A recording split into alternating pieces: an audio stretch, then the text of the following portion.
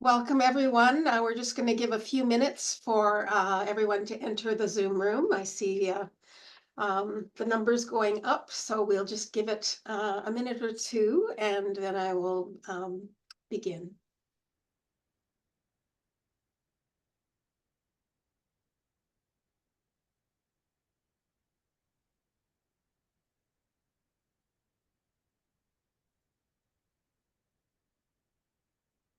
All right, let's get started. My name is Marilyn Wolovic, and I'm a board member and an active congregation member at Kolot Mayim Reform Temple in Victoria, BC. And I want to welcome you on behalf of Rabbi Lynn Greenoff and the board of Kolot Mayim Reform Temple to this sixth and final lecture in our Building Bridges speaker series on the theme of Kvel at the Well, celebrating the joys of being Jewish. We're so glad you could join us today. And this talk is being offered with funding support from the Jewish Federation of Victoria and Vancouver Island, as well as the Isaac and Sophie Waldman Endowment Fund held at the Vancouver Foundation. So we're grateful for that support. I want to begin by acknowledging that I'm on the traditional lands of the Lekwungen speaking peoples, the Songhees, Esquimalt, and Wasanich nations, and I am the granddaughter of Eastern European Jewish immigrants who came to find safety here in Canada, and I'm grateful for that. Our theme this year, as I've mentioned, is Kvel at the Well, celebrating the joys of being Jewish. And within the context of the dramatic increase that we're all experiencing with the rise in anti-Semitism that we've witnessed since the events of October 7th, we believe that it's more important than ever to highlight our proud and strong Jewish culture, history, and heritage. This series has provided a unique forum to explore themes of Jewish identity, faith, traditions, and community, and to highlight our resilience, survival, and hopes for the future. So before we get started and I turn things over to our featured guest speaker, Mordechai Pinchas, I want to briefly explain our Zoom format. So the event is being recorded, and we will be sending out the recording to everyone who registered. Our guest speaker, Mordechai Pinchas, will speak for about 50 minutes on the topic of Torah tales, adventures in scribal arts. Following his presentation, we will have a 15-minute Q&A session at around noon, and you can enter your questions in the Q&A tab on your Zoom screen. So please keep your questions short and ask in the form of a question rather than a statement. That will be very helpful. And closed captioning is available for those who need it. Now, Sam, if you could spotlight Mordechai and myself, that would be great. So today I am pleased to welcome our special guest speaker, Mordechai Pinchas. Mordechai is a highly respected Sofer STa, serving communities in the UK and internationally since 1996. He apprenticed with the esteemed Sofer STa, Vivian Solomon. And Mordechai is known academically as Mark Michaels. He's just completed his PhD from Cambridge University. And he is a prolific author, designer, and presenter.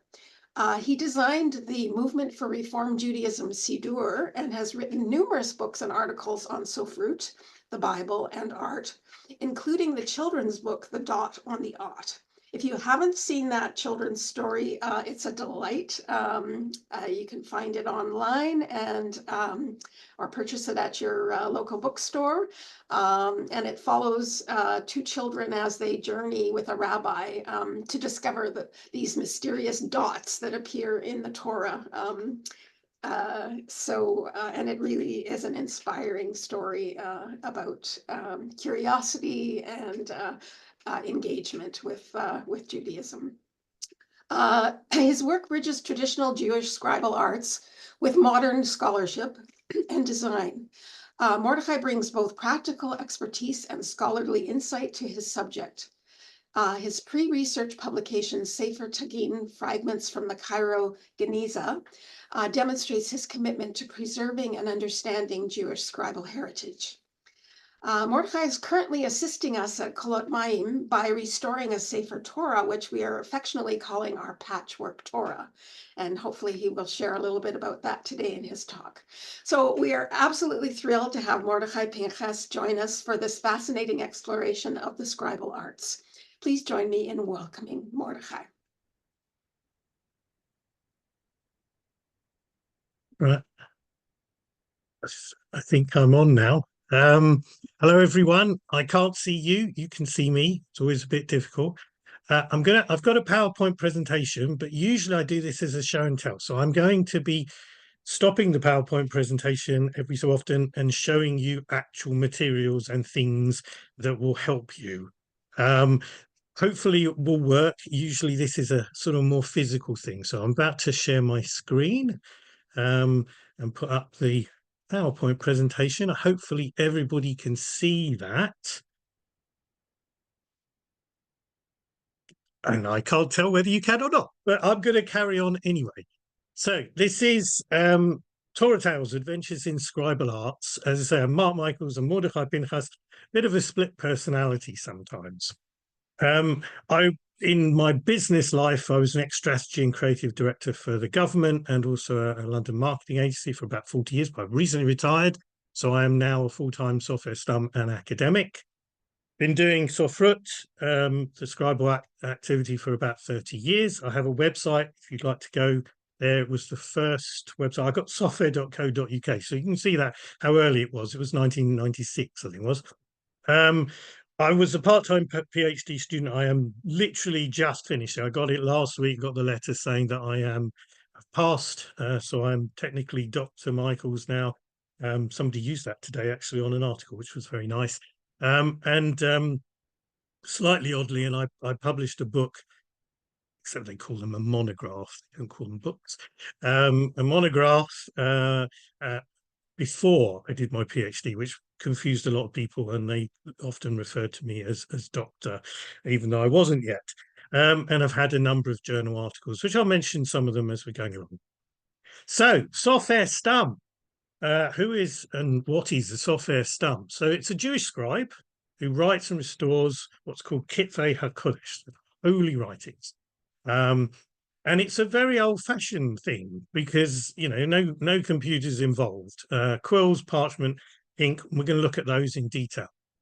And the Sofer STa, so Sofer is from a verb meaning to count, because you used to count all of the letters to make sure that you were getting the proper thing, and it was all correct. Stam is from the initials Samach, Sifrey Torah, Tav is tefillin, Mem for mezuzot. Because they're the three main activities, but actually there's a lot more activities. But the main thing, and this is what differentiates a software from anybody else, really, it's not just a calligraphy thing. You do need to be a reasonably good calligrapher, certainly better than some people I've seen who are trying to be software, but you also need to have a detailed knowledge of the halakha, the Jewish law, and a level of observance where you are what's called yirat shamayim. You're in awe of heaven, i.e. you believe in God, you believe in both the written and the oral law, and you are basically keeping mitzvot and your shomer Shabbat and stuff like that. Which brings us to our first thing, which is actually you need to know a lot of rules. Hopefully you can see a little bit of this, but basically I'll stop share very quickly. So annoying, the stopping sharing. Right. So this is one of the rule books. It's called Likut Sifrey STa, and you can see hopefully lots of rules on how you do the letters, and it's all in Hebrew and Aramaic, and it's quite complicated. And you need to know these rules. So it isn't just about being a calligrapher. You also need to know the rules. This is, by the way, one of the books. I've got an entire bookcase full of Sofrut books, and my wife, Soferet Aviela Barclay, who was the first modern Soferet, and Canadian and from Victoria, which is one of the reasons I'm speaking to you guys today. She only married me because of my Sofrut library, or so she tells me. So let's go back to sharing again. Sorry for this bit. So the main activities that you get involved in, as I mentioned, Sifrey Torah, tefillin, mezuzot, megillah Esther. So the Book of Esther, we've just had Purim. Ketubah, you don't need to be sofer to do that at all.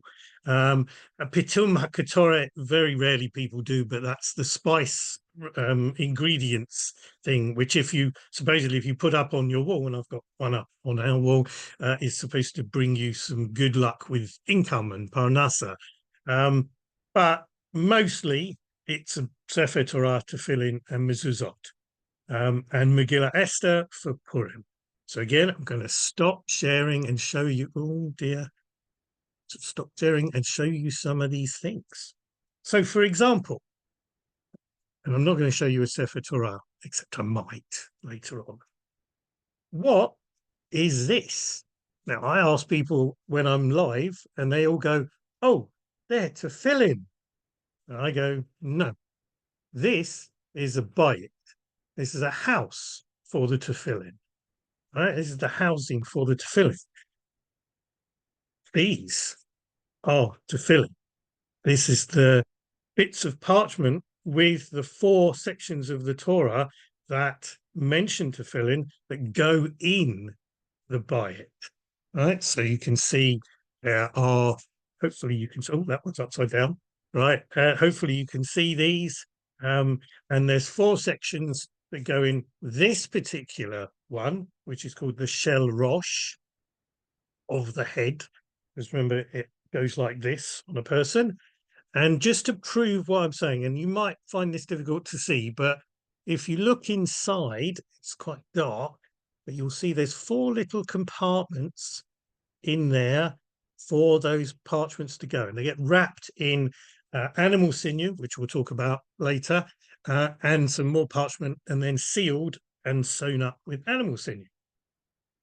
So the other thing that I talk about are these. And again, what is this? You may ask, and hopefully you are all asking this. And you'll probably say a mezuzah, except it isn't. This is a bayit. And people unfortunately put a little bit more money into the nice bayit design, but this is the bayit for the mezuzah, because the mezuzah is in fact this thing, the scroll that goes inside it. And because it's so hard to see that, I've done a giant one for display purposes, and you can see that it's the Shema Yisrael, and that's the first paragraph, and then V'haya im Shema Tishma'u, and the 2 paragraphs that mention the mezuzah, and those are what goes in the bayit of the mezuzah. Now, interesting enough, in the Dead Sea Scrolls, you do see those paragraphs, but you also see other things that they used to put in mezuzot and tefillin, which you're not allowed to do anymore. We also get involved in these. So this just had the Purim, and this I can show you because it's small enough to do that. This is a megillah Esther. This is one that I wrote a few years back. I haven't sold yet, so if anybody's interested in buying it, this is the megillah Esther. And what you can see is that hopefully you can now see that there's seams. You can see that on the back, because you join sheets of parchment together. Right, and we'll talk about that a bit later as well. So that is a megillah.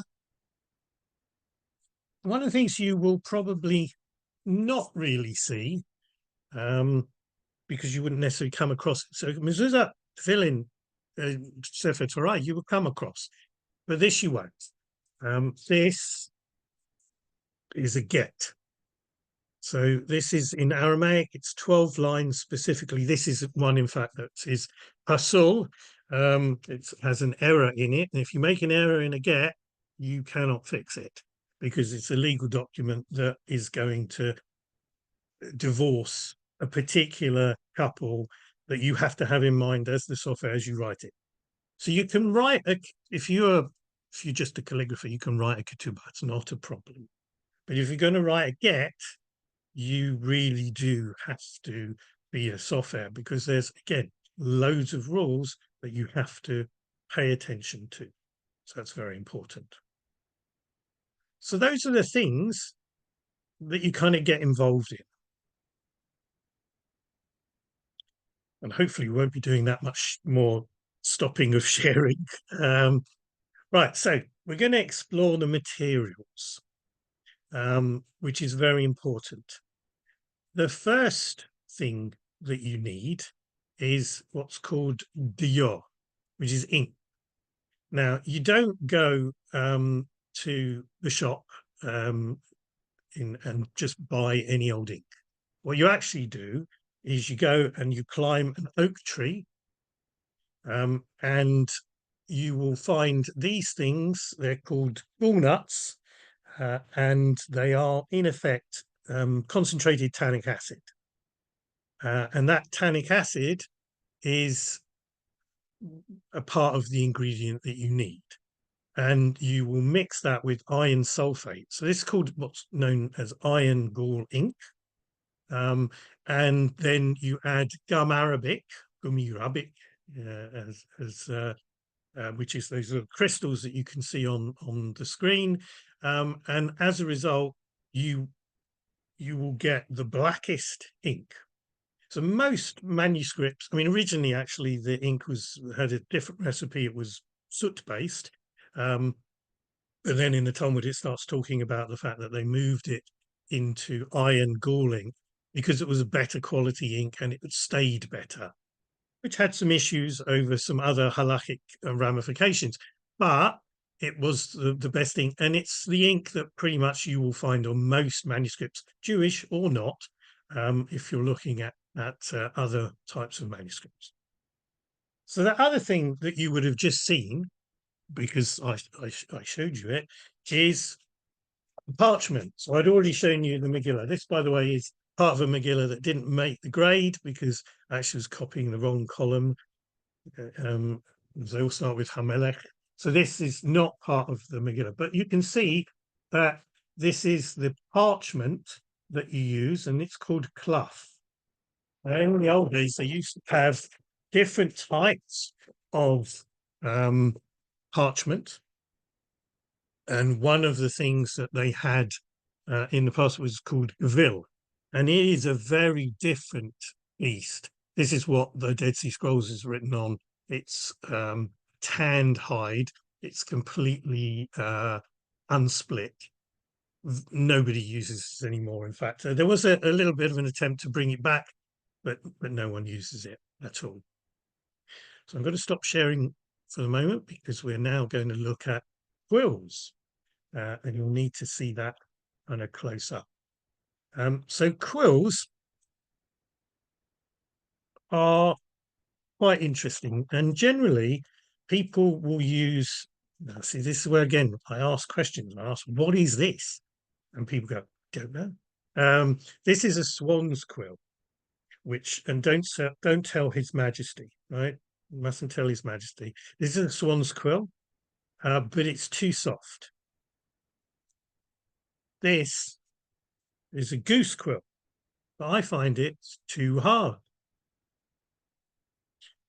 And this is a turkey quill, and as Goldilocks would say, it's just right.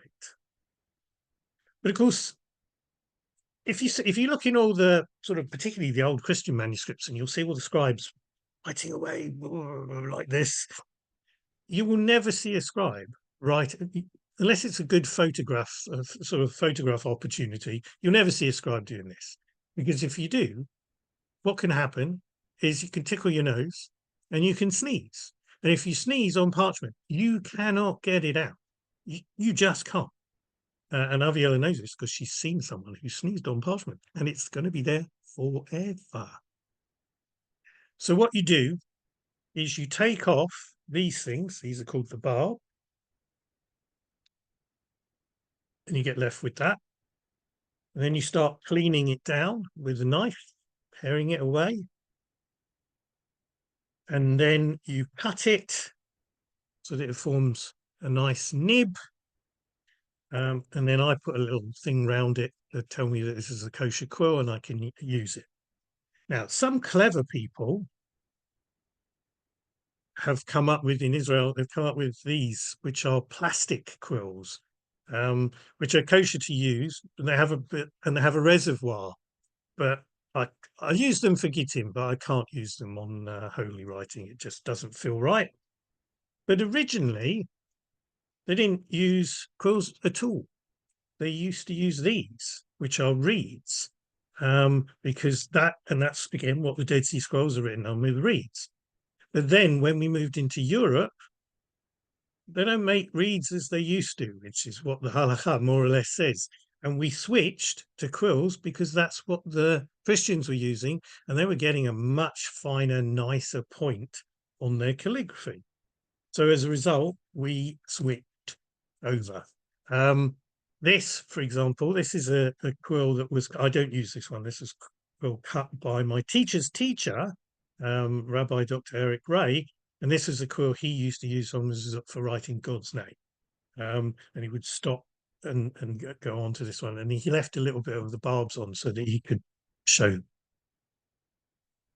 And then when we're sewing the parchment together, so you get columns, which are called amudim, whole sheet, it's called a uriah. There are about 50 sheets in a Torah, and we sew it together with this. Now, I don't know if you know what this is. Now, I'm going to be sorry to any of the vegetarians or vegans who are watching.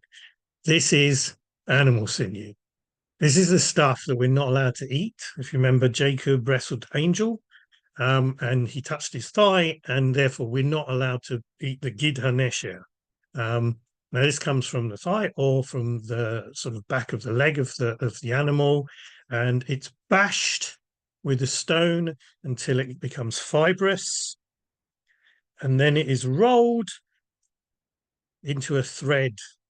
And this is an example of thread, and it's very, very, very, very strong because it's animal sinew.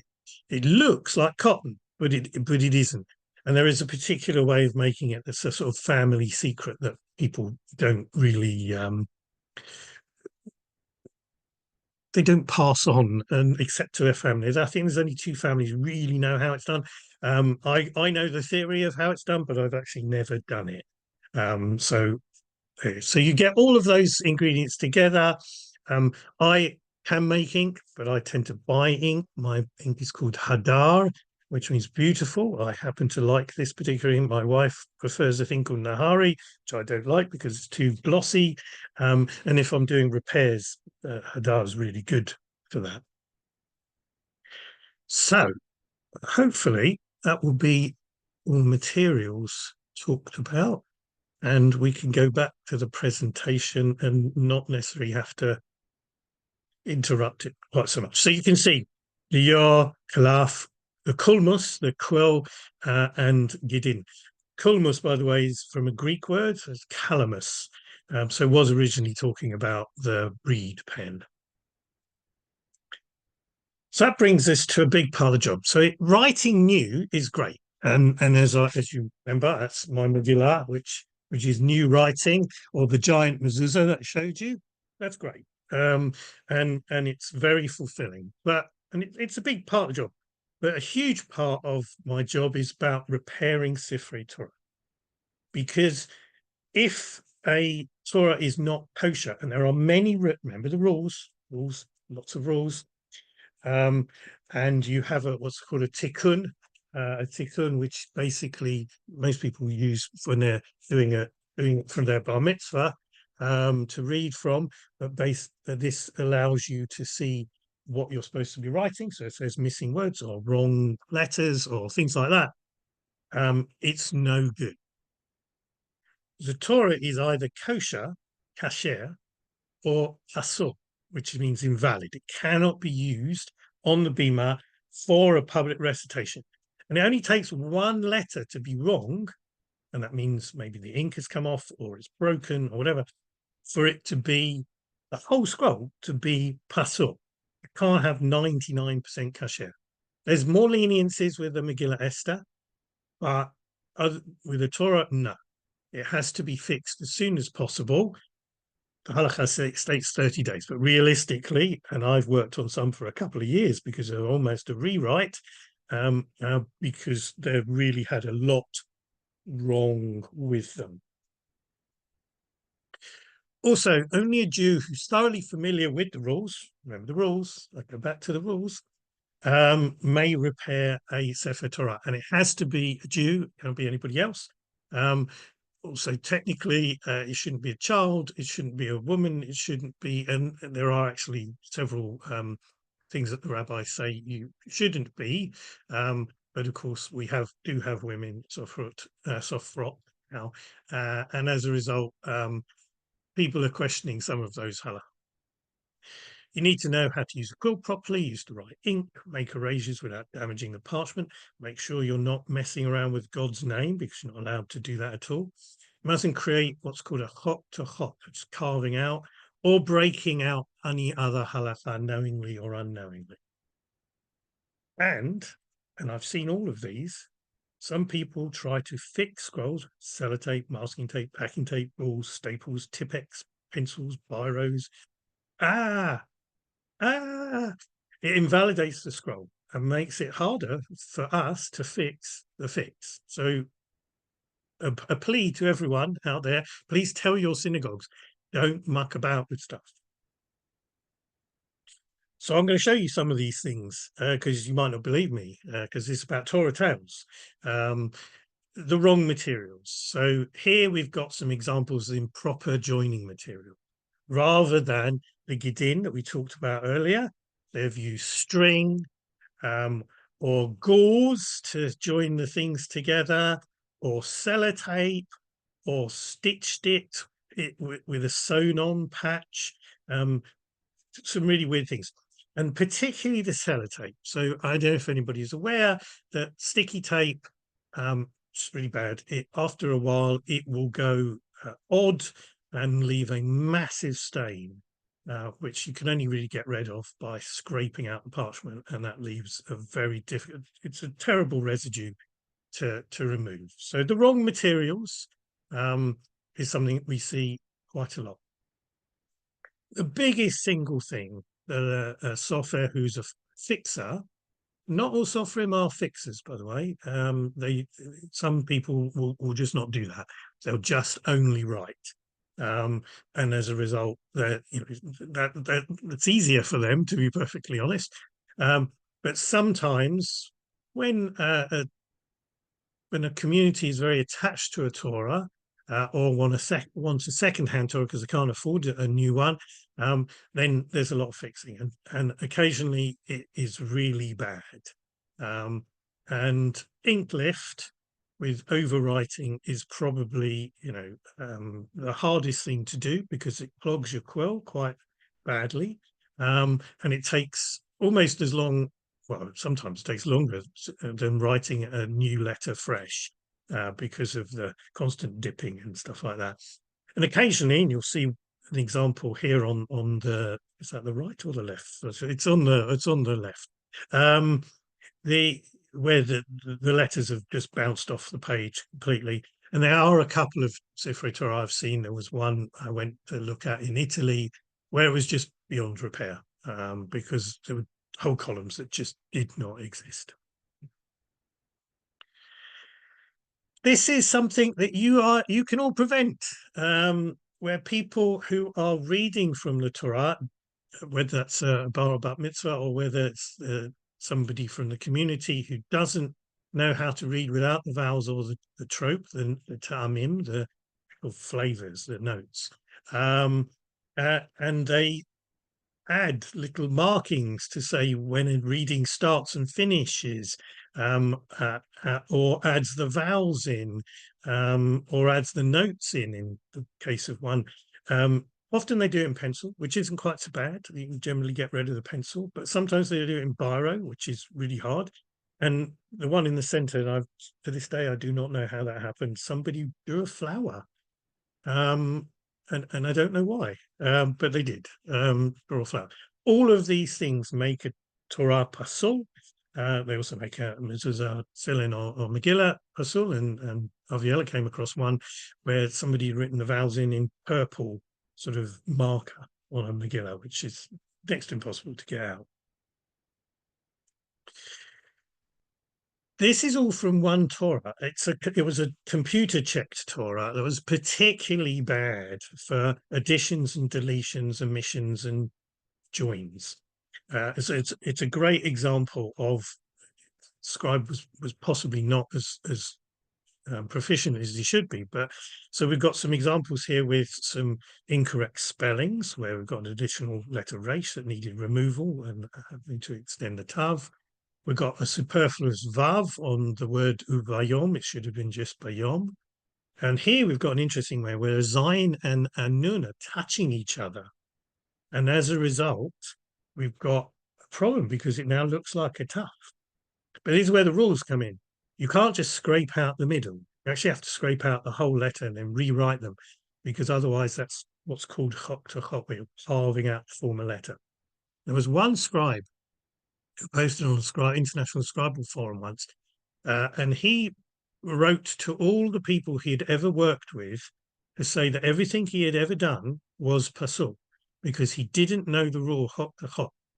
And as a result, everything he had done ever was wrong. And he had offered, a very ethical person, had offered to pay back all the communities. I don't know what happened to him, but a big issue. Here's some more. Here's an entire word missing where I had to rub out the words. Obviously can't do that with God's name. And then really squeeze it in by writing it slightly smaller. Here, where there's a samach with sort of a bet. Here, and I did this one at the bottom, which is where there was a mem, where there should be a mem sofit. How we missed that, I don't know. And again, here, one where they just left off the I and it had never been written ever. And this is all in one Torah. Now, usually when I've acted as a magia checker in the past, usually you'll find maybe 6 or 7 mistakes in a Uriah. This one was a particularly bad one, had lots of errors in. And then you get wear and tear, dirt and holes and tears and rips and things like that. And you have to be very careful. You can patch a Torah, but you're not allowed to do half patches on words. You can't have something in here. It's very bad because there's a gap now and it looks like it's 2 words. And so that is also a soul. Sometimes they make the Chaim too small for the Torah and it rubs against the parchment and starts to fray it, and it starts to get rips in it. But occasionally, and this is one of the Torah tales of woe, you have an accident. So when people are doing Hagba and they're lifting it up, it can occasionally, something can go wrong. And in this case, they were right at the end of Devarim, so they're right at the end of Deuteronomy, at the end of the Torah. It's very heavy on one side and very light on the other side, and something went wrong. And to this day, they won't tell me what it was, but something went wrong and it ripped across the 2 columns. Now, once you've got a rip of that kind of size, you're not allowed to patch that. If it goes through more than 3 lines of writing, the rules, remember the rules. So you have to replace that section. So that required removal of the columns and replace them with newly written ones. And one of the things that I do, which some software do not do, is I will repair stuff in the style of the original software. So I will try and work out as best I can. So, for example, this is also a ripped part of a Megillah. It's a Sephardi Megillah. Can't bring it in so you can see it closely. Very ripped. Had to replace it. There were 2 sections like that, and I ended up rewriting. I had to learn Sephardi script because mine is normally an Ashkenazi one, even though I go to Sephardi, Mizrahi shul. I had to learn the Sephardi script to replace that. And in this one, it's an Ashkenazi one, and I had to rewrite it in the style of the original scribe. So this is you can see on one side me comparing my writing against the original. What's become a tikkun now. Remember, I mentioned the tikkun, so it becomes the copyist guide. Very important, and then you join it together to the original, so that you've got that last section in place and it matches, fixing it Torah with the gittin. Now this one's got a couple of videos that you might want to go and look at afterwards on my Facebook page. This is the doggy chewed Torah. Now, this is very interesting because this was a family-owned Torah, and it had been passed down through their family. And the daughter was learning her bat mitzvah from this Torah. So it usually was kept in their local synagogues, but they brought it home so she could practice from the Torah that she was going to read. But unfortunately, they had a very big dog. I think what they called it, what Chinese water dog, Portuguese water dog. Sorry, my wife is off screen telling me the names of dogs. I'm not very good on dog names. Portuguese water dog, who decided that this was a leather chew toy and basically ate part of the Chaim, as you can see, and the bottoms of 3 columns of her portion. So it's literally best excuse for not learning about mitzvah portion. The dog ate my portion. And this was a couple of months before the bat mitzvah. So there was a massive panic, and they sent through the pictures, and yeah, gasps, I think was what basically happened. So I had to do an emergency fix because there wasn't enough time. And so what I did, I repaired it in the style of the original scribe, but only part of it, which you're not normally supposed to do, except in the case of halakhic, which is in case of an emergency. And this was a massive emergency. And because the parchment was much older than the shiny new parchment, I coated it with Yorkshire tea, only Yorkshire tea, the best tea, obviously, to match the colouring. At least you can get Yorkshire tea in Canada now. It used to be really expensive because when I used to go out to visit my wife now, when we were dating, I couldn't get any tea. But anyway, Yorkshire tea to match the colouring. I will never do that again. It makes it really hard to write on the surface. But it worked from a matching point of view, but I will never do that again. But this was emergency repairs for an imminent bat mitzvah. And we went to the bat mitzvah as guests, and it was very nice to see the little girl smiling. And apparently the dog was told off, very much so that the dog really knew that he'd been a very bad boy. Now, here's an interesting one. You don't normally see this. So I actually wrote a book about this one. It's called Restoring the Tyburn Megillah. All my books, by the way, are available on Coolmus Publishing. Nice, easy name to remember. Don't normally encounter Catholic nuns, and you don't normally get an email from them, and you don't normally expect to have them ask you to repair a Megillah STa. And also one that's actually very old. I actually worked out dated it because I'm a paleographer to the late 1700s. It had been donated to them by a Jewish businessman from the States. No idea why. They're a very philo-Semitic community, which is very nice. And if you've never seen a mother general, not mother superior, blowing a shofar that was almost as big as her, you've never lived. Sadly, I don't have a photo. I thought it might be rude to take a photo. But I do have a photo of Mother Hildegard and Mother Esther, named after Esther, with the Megillah as I was going through and checking it. It was a very difficult job, covered in insect poo and dead bugs, which I had to remove, and lots of repairs to holes and lots of rewriting. A very difficult one indeed. And I kind of diluted my ink a little bit so that it wouldn't be quite as black, as because it faded to brown. I wanted it to try and match as best. But the scribe was actually quite careless, and he'd left out words and entire sentences occasionally. So I had to do quite a lot of work to to really fix this one. But what was really interesting is the Tyburn convent, which is where they used to hang Catholics on the Tyburn tree, has lots of parallels with the story of Esther, where there was multiple hangings, there was kings and queens, there was all sorts of stuff. So it ended up being a really good material for a book. Now, this one is one I didn't fix. One of the things I do in my PhD is I look at different Sifrey Torah through the ages. I date Sifrey Torah.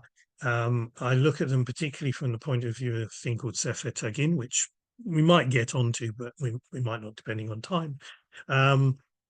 This I was asked to go. Well, actually, I was asked to go into Trinity College in Cambridge, the Wren Library, to look at a Torah that was dated to the 14th century, and it was Yemenite. And I opened it up, and it wasn't Yemenite; it was Sephardi, and it was 16th century, and it had a very interesting Sefer Tagin. But while I was there, they also asked me, and I didn't know I was supposed to be looking at this. They asked me to look at a Kararite Torah. Now, Kararites, there aren't that many of them left in the world. They're all in Israel. I do know one. They don't believe in the Talmud, the Mishnah and the Gemara. They don't believe in it. They only believe in the written law. So as a result, they don't follow the rabbis at all. And yet they have Torahs. And this is a Kararite Torah. And this blew my head. They asked me to look at it and see what I thought. They actually have got the dating wrong. I have worked out the right dating for this, particularly because it has what's called a colophon. Now, a colophon is that you usually get the end of codex, a book, parchment book, where they'll say this book was written by this scribe who has a backache, and this is why I have a backache, and I didn't get paid enough for it, and I wrote it for this, and it shouldn't be stolen. If it's stolen, you'll be cursed, and it has various things. But you never get that in a Torah. It's not allowed. But in a Kararite Torah, you do. And you can see there's the colophon, and it has a list of a number of people who witnessed that this bloke donated this Torah. It also broke every rule in the book. I mean, in terms of marginal inserts and crossings out and line fillers and so I'm obviously writing an article about this one at the moment because it is just off the scale weird. But most importantly, on the colophon, it had been dated to the 1340s to the 60s because of the people it's quoting. But it's wrong because they've compared it against Russian manuscripts with the same people. But in this manuscript, the fathers, there's three fathers who are mentioned. So somebody, the son of somebody, they're dead. Whereas in the other manuscripts, they're alive, which means this is later. And I've worked out when one of them in particular, who was a bit more famous, died. So it has to be post 1380. That's interesting. And anyway, there's a couple of other partial Torahs in there as well. Just off the scale weird. This one literally lives round the corner to us in a synagogue called, I think it's now called Oaks Lane Synagogue. It used to be called Swezer's. Southwest Essex Reformed Synagogue.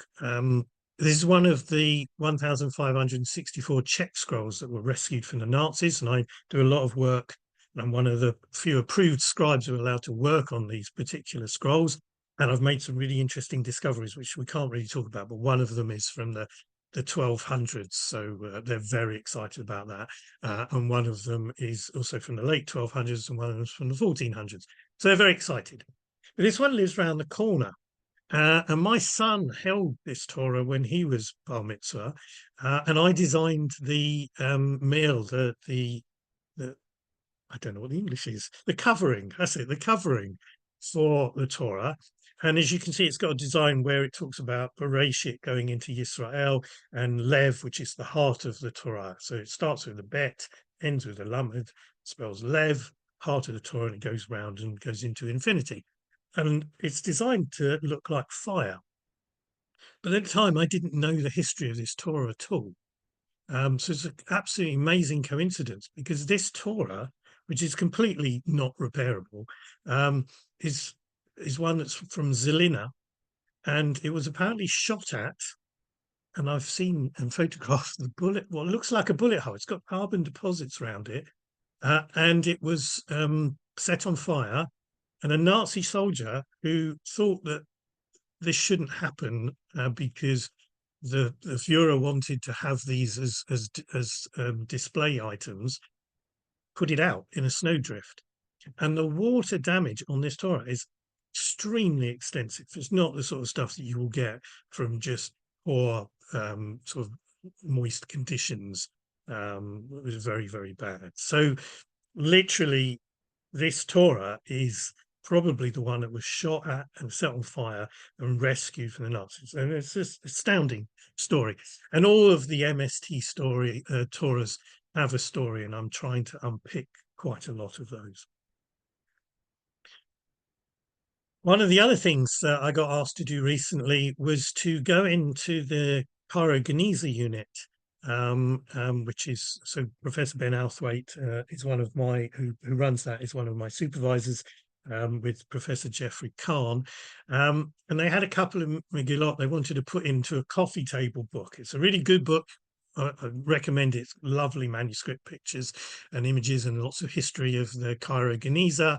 But there were two megillot they wanted to put in, one of which was this one, and one of which was one that had early illustrations, as you can do that with a megillah. There's a leniency that allows that. And they wanted me to date them because they wanted to put them in the book, and they didn't know anything about them. So I dated the one with the illustration, which means actually it's probably the oldest one to have illustrations. But this one, which they only wanted to put in the book because they thought the damage pattern was so interesting, because it obviously been, I don't know, eaten by rodents or something. I said, well, yeah, it's more interesting than that. This script is probably from the 900s. And again, and there's an article that literally just got published last week. This makes it the oldest Megillah on the planet, because Megillah Esther is not in the Dead Sea Scrolls. It's not in that corpus. So it's the earliest ritual Esther scroll known. So the Cairo Geniza are over the moon because they now have what is the oldest Megillah on the planet. This was actually quite recent as well. Up until recently, a colleague of mine had provided what I considered to be the worst mezuzah. And it's very important. You need to check your mezuzahs every 3.5 years, so twice every 7 years is the rules. The rules. But that worst example is gone by a country mile, as you can see. So one of mine is on comparison, and you can, well, hopefully you can tell the difference. The one on the left is possibly the worst thing I've ever seen. It is so personal, so invalid for use, and yet it was sold online as kosher recently. And a colleague in the Scribal forum posted it, and I was like, I can't believe what I'm seeing here. And you have to be careful, because I have opened mezuzot and found printed ones. There was a guy who was doing silkscreen ones. There are some that are photocopied. There are some that don't have them at all. And one rabbi actually told me that somebody had opened their mezuzah and it was completely empty. And what transpired is that whoever had put it up thought that what was inside were the instructions, and because they couldn't read Hebrew, they'd thrown it away. Yeah. So you do need to check these things. It's very important. So this is the patchwork Torah, which is a current project for you guys at Kolot Mayim. This is a composite Torah. And you do get this, where if a Torah, well, technically the one I showed you earlier, where the two columns are completely gone, or the Megillah where I had to replace two columns with Sephardi writing, that's now a patchwork. Obviously, I tried to match the original script, but scribes don't have to do it because it doesn't have to match to be kosher. It just has to be correct. So this one has got 4 or 5 hands, and there will be another when I add a replacement section.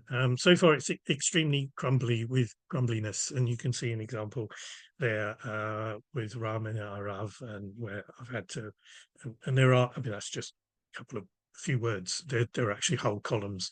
They're kind of like that. So it's quite a hard bit of work.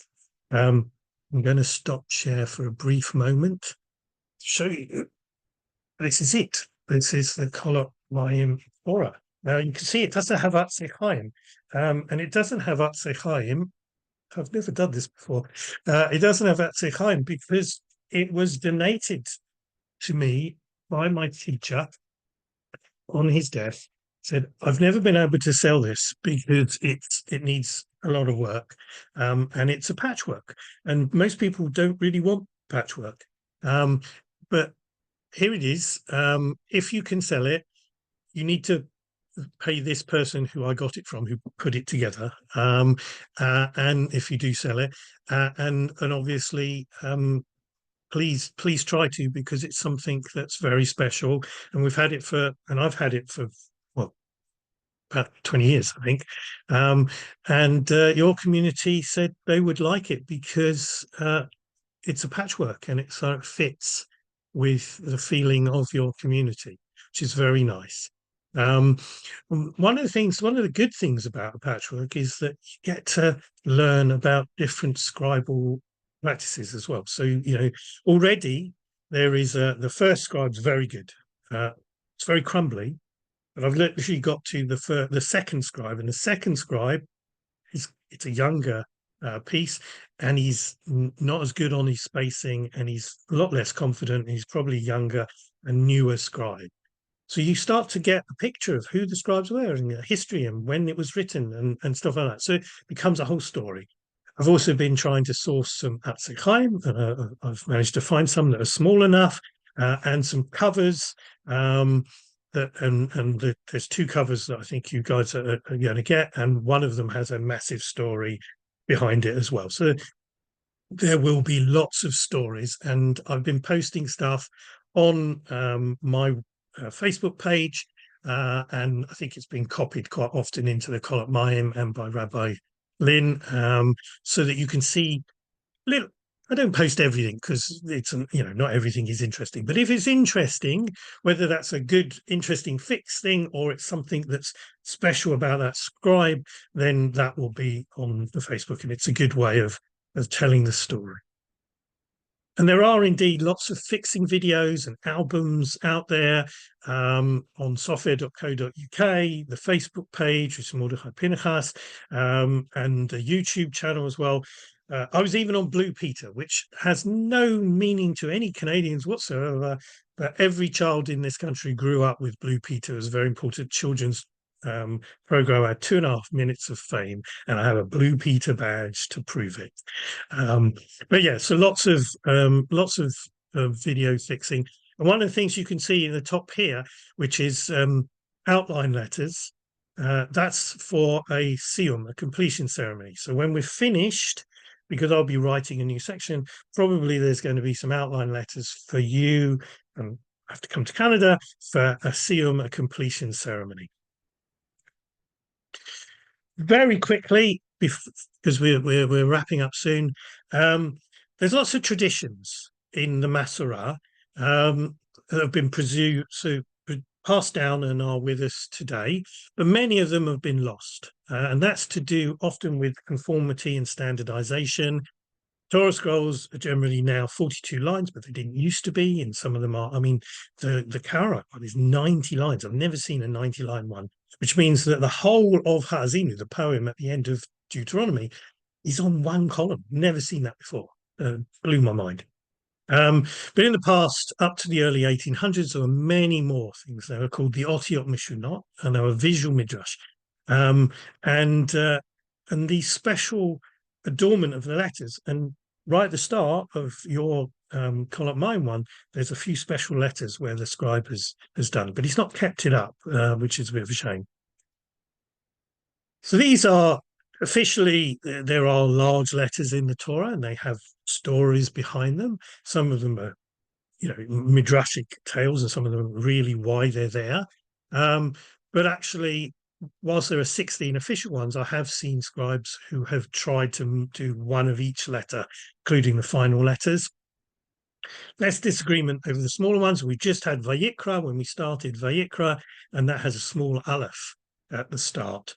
Probably originally because there's an aleph next to it and it was left out, because in the old days when it was Paleo-Hebrew, so just very quickly, this stuff, I was in an American documentary writing Paleo-Hebrew, which is what the Torah was originally written in. They didn't have spaces between the letters, and then they eventually put dots between the letters, and then they eventually put spaces between the letters. You also get dotted letters, and as was mentioned earlier, the dot on the ot is my tribute. Please, it's in memory of Nadav Ezra, is my nephew who unfortunately died as an Israeli soldier. Please, you can't buy it because it's the cat in the hat, and so it's not for sale. But you can see a video of it, and you can download it from my website as a PDF for free, and it explains in a nice way the dotted letters in the Torah. There are 15 in the Tanakh, but there's 10 particularly in the Torah, and you can see some examples of those there. And I've just been writing an article for what's going to be called the New Gesenius, and that includes the explanations for all the dots as well. And a slightly more academic thing. There's another one which is called the Sefer bin Soa, which is the reverse nuns. Again, wrote a whole book on 2 verses of the Torah. There's another one with a broken vav, which is quite funny actually, because I had someone phone me up once, rabbi, saying, "Oh, there's a broken letter in the Torah, therefore it's pasul." I said, "Yeah, well, yes. Yeah, it's broken. It's just one word." And I said, "It doesn't happen to be in the word shalom by any chance." "Are you a mind reader? How do you know it's supposed to be there?" Not in the Yemenite scroll, they have a different tradition, they don't do that. But in the other scrolls, for Sephardim and Ashkenazim, there's a broken letter because you can't have peace through killing, and it's all in the parasha of Pinchas, and that shalom is not a complete peace. So there's a broken vav. Some say there's a reverse lamed, and I have seen that in Torahs. But it will come from a different source, which is called Sefer Tagin, which is what my whole PhD is about. These are tagin, which are special decorations, and you'll see on the writing. And you only do this in Kitvei HaKodesh, the holy writing, and some of them take 3, some of them take 1, some of them take none at all. You also get lots of decorations, like, and the scribes go a bit bonkers, like peacock tails and explosions and pomegranates and all sorts, but that nothing to do with Sefer Tagin. Sefer Tagin is what, well, it's supposedly a scribal manual in Aramaic written in Gaonic times, around between the 600 to 800 probably, but it isn't. And one of the things I proved is what it originally was, and what it was originally for, and is much earlier than people think it is. It covers around extra tagin and extra strange letter forms. And you can see some examples from one of the sources here, around 1,914 words in the Torah. The printed version of it is based on the manuscripts most corrupt. All the manuscripts are corrupt, and I've studied all of them, and I've created a critical edition that will come out shortly when I publish my PhD. And that's a whole other story about my PhD, which includes the oldest version of Sefer Tagin, which I discovered in the Cairo Geniza, and then some really weird ones which go round in really interesting patterns and are extremely difficult to read. And that is exactly 8 o'clock for me, 12 o'clock for you guys. So thank you very much for listening. Go to the website. There's loads and loads of stuff. I've had a website now since 1996. There's also humorous.co.uk where all the books are. So please, if you're interested in stuff, if you have any questions, don't get answered today, you can also get in touch with me via the website as well. So thank you very much. Stopping sharing. All right, that was fascinating. Thank you so much, Mordechai. Oh, and you are on the screen for some reason. Could you stop your video? And I stopped my video. There we go. No, you're back. There we go. So that was fascinating. I want to invite everyone to enter your questions in the Q&A area of your screen, and we'll have 15 minutes for those questions. While people are entering their questions, I thought I would just uh, ask you to talk about your first meeting with Vivian Solomon. I understand you've described it as a scene from Star Wars, where you met your master Jedi, and except that you're using quills instead of lightsabers. And I wondered if you could just share a little bit about that experience. Sure. I mean, it was, well, actually, the first meeting didn't take place with me at all. The first meeting took place with my father and my mother. This is my father, by the way, Rabbi Morris Michaels. He and Eileen Michaels, my mum, were at a conference for the reform movement in this country, and they went down to breakfast, and the whole dining room was empty. They must have been late, except for one little old man who was sitting on his own. And of course, they went and sat with him, and that was Vivian. And Vivian said that he was, I think at the time he was 75, and he was a Sofer. So he was a scribe. And he'd been looking for an apprentice for 10 years, and he hadn't found one because he needed somebody who was graphically involved, so a calligrapher and a graphic person. And I'm a graphic designer by trade, and someone who understood the halakha, remember the rules. And he couldn't find someone who was that way inclined, who would be interested in this stuff. And my mum and dad said, "We know someone like that." And he literally got back from the conference, and he didn't invite me round to his house. He sort of ordered me to his house. And he was a little Indian gentleman about yay high. Well, you won't understand this. Queen high. I've met the Queen, and Ronnie Corbett, who is a British comedian. They're about yay high on me, and he wanted to pass on. He said he wanted to pass on before he passed over, and he more or less ordered me to be his to be his Padawan, which is the Jedi thing. But as you say, it's with a quill rather than a lightsaber. So it's like this. And the first lesson he taught me to cut a quill. And I'd never done stuff like that. Eventually, actually, he taught me. He was a engineer by trade, and he taught me to do one of these. So this is a piece of wood, right? This is a yud, which I made. I was rubbish at woodwork as a child. I made on his lathe in the freezing cold in his backyard because he taught me that, and he was a very good teacher and very particular. He would like, no, I don't like those irons. They're no good. Change to no, not good. And he, because he was Indian, I didn't pick his script. He told me to go out and find someone I liked, and there was a guy called Rav Chaim Sampson, brilliant Ashkenazi, and his writing was beautiful, and I copied his. That's what I learned, and so yeah, it was very much being a proper apprentice. It's an apprenticeship. That's what it is.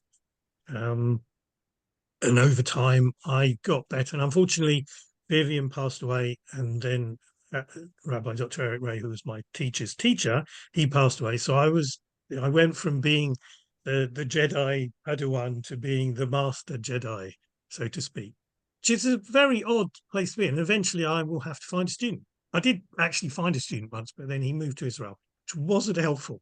So I will at some point find a student. Hmm. Beautiful. So there's a few questions now. There's a question: what kind of parts of the Dead Sea Scrolls are banned from our current mezuzahs? Oh, right. So people used to put the Ten Commandments in. Um, and there were also a few other paragraphs from the Torah that they would put in. The Nash Papyrus, I don't know if anybody's come across the Nash Papyrus, it's also in the Geniza. Up until the Dead Sea Scrolls discovery, that was the oldest thing, and everybody thought, and still thinks, that's a mezuzah. And it has bits of the Shema and bits of the Ten Commandments. So it was a bit weird. They didn't stick to stuff as rigidly as we do now. The rules are much more yeah. I mean, they would do things like cross out things. The dots, by the way, are correction dots. If there was a word, because they were writing on this stuff, this Seville stuff, which is next to impossible to correct on. You correct it's really hard because it's tan leather. They wouldn't correct it in the way we would do by scraping it out. They would put correction dots. The brackets on the nuns, they're also correction mark to say this doesn't belong in a particular place. So whilst there's midrash in the Dead Sea Scrolls, they were for a different reason. And there were things they did in the Dead Sea Scrolls which we would not be allowed to do now. Hmm. Hmm. There is a question. What is your all-time favorite Torah scroll? My all-time favorite Torah scroll is the Alexander Torah. Let me just see if I can find that one. So the Alexander Torah, which I thought had oh, here it is. The Torah in the wardrobe. So the Alexander Torah, which is the one that took me a couple of years to fix, because I literally rewrote the whole thing because it was so damaged. It's one of the few Torahs where they know exactly where it came from. Right? They know exactly where it came from and when it was written. It was written in 1790 in Thalmassing, which is in Germany. And the reason they know this is because it was passed down the oldest male member of the family up until now, up to the present, where the guy who currently has it asked me to fix it, which was a huge honor. It even was owned at one point by a Nazi hunter, which is very cool. And there's a book, and I think there's a film coming out about him as well, very shortly. And I'm in the book, which is really cool. I don't think I'm in the film, but I'm in the book. And I talk about that and the people who kind of owned this Torah, and it was a massive fix. Oh, here he is, Hans Alexander. He was the Nazi hunter, and it was a huge project. Plus, it uses Sefer Tagin, and it's probably one of the latest books, latest Sifrey Torah to do that. So it's connected to my PhD. It's German. It's been saved. Oh, and it was saved. The reason it's called the Torah in the wardrobe is it was saved from the Nazis because it happened to be in a wardrobe as opposed to being in a synagogue that was burnt down on Kristallnacht, right? Because it was a family Torah. And also it was stolen at one point from a wardrobe. And it spent most of its time with me in a wardrobe because it was too big to put in my normal storage thing. So when it wasn't being fixed and repaired, amazing Torah, off the scale. Everything that could be wrong with it was wrong with it because it was really old. But everything that you wanted to know about a Torah just was lovely. It's wonderful. And so wrote a book about it because it literally chronicles all its journey from Thalmassing to Belsize Square, where it is now. Great question, whoever asked that. Thank you. Yeah. There's a question in the Torah that you're repairing for us at Kolat Maim. Why are you making at least one of the letters with decoration, the three arms on the top of the ayin? Why is that? Why am I making it? Yeah. Well, no, all of them have that decoration. So those three tagin are always supposed to be on an ayin. So there are particularly, it's called Sha'at Neskats. So Shin, Ayin, Nun, Gimel, and Sadi must have three tagin. Now, what we know as tagin, which is those little balls on sticks, they weren't the original tagin. So part of my PhD explains what the original tagin were And when they were being reinvented in around the 1100s, that's what they became. But that's not what they originally are. But because they are now part and parcel of the letter, you have to have them. So just reminding you of this was the giant mezuzah. You can see the ayin has 5 tagin on this one because it's got special extra decorations because it's written following the Shimushay Rabbah. So there's different ones, but it always has the 3 on that side, always. Ah, and what is the reason for that? Because in the Talmud, it says that you, it said, okay, so the story, do you want the real reason or do you want the story? I'll do the story first, right? The story is that um, Moses was waiting for God to deliver him the Torah. And he says, What? Why are you taking so long? And God says, I'm doing these decorations. And he said, why are you doing this? And Moses said, what for? He said, well, because in the future, there is going to be a man who is going to explain lots of reasons why. And his name is Rabbi Akiva. And then what God does is he puts Moshe in his TARDIS and he sends him to Rabbi Akiva's classroom. He doesn't understand a word, obviously, because it's rabbinic stuff as opposed to Mosaic stuff. So it's written in oral law. And he basically tells him that, you know, this is the Torah of Moses. And then he goes back to his own time. The real reason is that in the Dead Sea Scrolls, they used to have a little, probably borrowed from the Romans and the Greeks, serif. They used to have a serif stroke, which was a kind of little hat on the top of the letter. And it was a 3-pronged stroke, which is why you got 3 thing in. And because was done with a reed, it's not a very fine serif, it's a slab serif. Right? So my PhD is called Sefer Tegin, Old Faith Slab Serifs and Semi-Ligatures, which is what it was going on in the Dead Sea Scrolls. They're called allographs of different letters. And that 3-pronged thing became the head of the letter, because there used to be monolines. And then when they came into, when they reread this in the 1100s, they went, I don't understand this. It says supposed to have tagin. What are tagin? And they'd forgotten what tagin were, which is why they reinvented those little balls on sticks. Mm. Very complicated, that one. That's a whole PhD. I wasn't going to get into that. I said at the end, not going to get into that. That's huge. It's 350 pages. You want to Okay, come and read that? That's good on you. wonderful. There's a question, is there a relationship between mantles and the actual Torah that are covered? No. No, but quite often, and as you saw with the Fire Torah one, quite often somebody will try and design the mantle to fit the Torah. But often the designs will be fitting either historical practice or something that's important to the community generally. So Mm. the mantle is completely up for grabs, but obviously has to be befitting. Yeah, yeah, okay.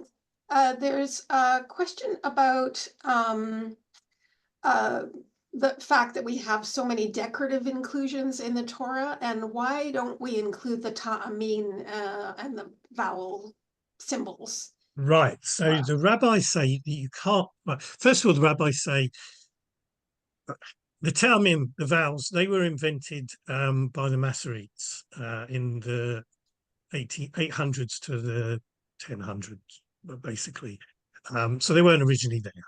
They didn't exist. They existed orally, but they were recorded back then. So they weren't in the Dead Sea Scrolls, and therefore they aren't in. When the Torah became fixed, properly fixed, which was probably around between 70 and 135. It was fixed in the format that had been in the Dead Sea Scrolls, which is no vowels, so it didn't exist, no notes, didn't exist, and certain breaks between the paragraphs and certain line spacing. And again, it's all in the rules, it's in the rules, it's in the rules. And you're not allowed to have them because they're a much later invention. the rabbis explained that because the Torah is one long word, in effect, it's the name of God, one long word. And the breaks, yes, we have the breaks for the verses and stuff like that, but actually you can break Torah in different ways, and there's 70 different interpretations. If you put vowels in and notes in, you're getting rid of those interpretations. You can't.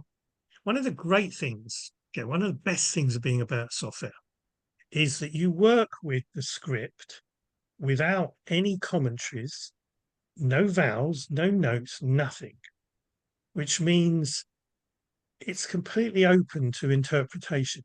So I will occasionally see stuff that means something to me because I'm looking at it completely fresh, and it's not being through Rashi or Rambam or whatever. It's not, there's nobody in the way. So it's the vowels and the notes, according to the rabbis, get in the way. They get in the way of free interpretation. Mhm. I read that you had made a comment about how whoever writes a Sefer Torah, it's as if they received it at Mount Sinai. Could you comment a little bit about Yeah, that? I didn't write that. Oh, Actually, there's a guy called Rabbi Sheshet who oh, wrote okay. that in the Talmud. So it's in this book, which is the Fetchriff Oh, from a Dad. Um, and what he basically says is that anybody who fixes a letter, it's as if they wrote the whole Torah. And then he goes on, anybody who writes a Torah, it's as if they got it from Sinai. So that way, by extension, anybody who fixes a single letter, it's as if they were standing at Sinai. Dead cool.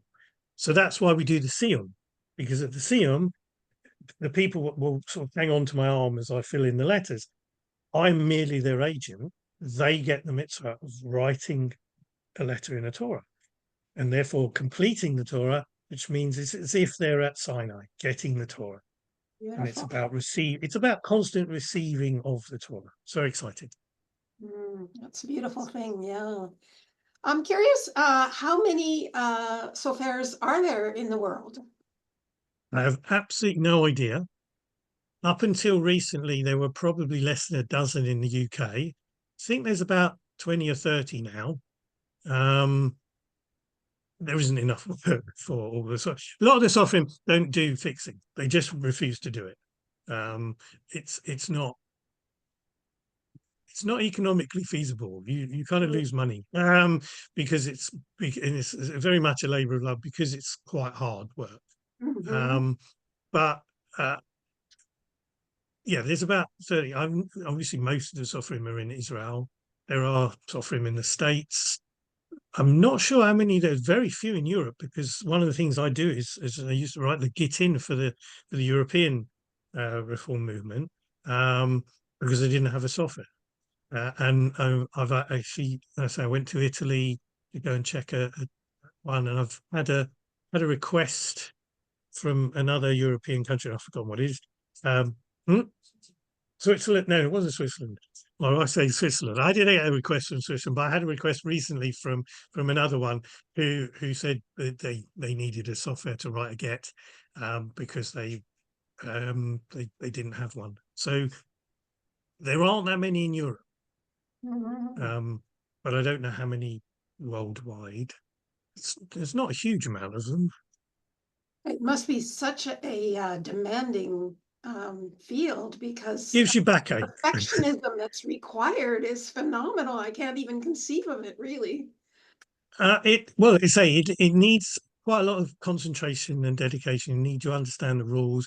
You need to know when you've done something wrong. I mentioned that guy who had not learnt the halakha properly, and as a result, everything he'd ever done was pasul. Mhm. That's terrible. So people who call themselves sovereign but are actually just calligraphers. That's very bad. Yeah. And the rabbis talk about that as stealing from the community. Mhm, mhm. Yeah. So we are, I think we've gone over time a little bit. Maybe I'll ask one last question. one of our congregation members is asking, what would you like to see cover our patchwork Torah? So you're a graphic designer. You must have some. Well, I do, but actually, as I say, I've managed to source a couple of covers that I've shared with Rabbi Lynn, who is very excited about those. One of which has some embroidery on from a particular country for commemorating a particular event, which I think she likes a lot. I think the main thing, because it's again the patchwork thing, the idea of a patchwork that has a patchwork cover, patchwork say patchwork writing and things like it, the whole thing is almost like a recycle project. So that one probably, but you will probably need whites for you'll need whites for Yamim Noraim for the high holy days, Yeah. and therefore I think somebody in your community should design something, and potentially if you've got any people who can sew well, make that as well. We do actually, yeah. Well, this has been absolutely fascinating. You've done a great job, even though you weren't able to make eye contact with your audience, and it's been a wonderful experience to learn about your role and the dedication and attention to detail that you put into this work is quite inspirational.